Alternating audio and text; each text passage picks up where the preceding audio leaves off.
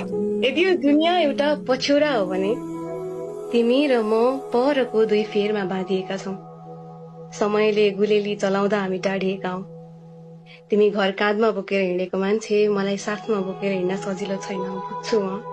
त्यसैले आऊ न साटम काँधबरु या फेरि साटम कामहरू। रंगाइदेऊ मलाई रातोले अनि साटम नामहरू।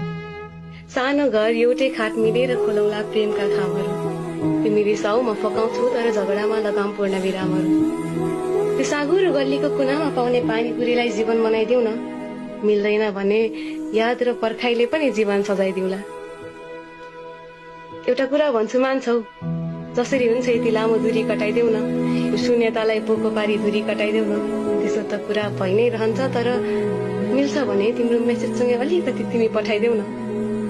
थाहा छ आजकल डर लाग्छ कतै तिम्रो हातमा मेरो हात अटाएन भने, कतै तिमीलाई मेरो यादले सताएन भने, तिमीले पठाएको परेवा अन्तै उडिहाल्यो भने, त्यो पछ्यौरीको फेर्कै गरी चुडिहाल्यो भने, यो डरले पुरिदा पनि बचाएको चाहिँ छु है, जोगाएको छु है।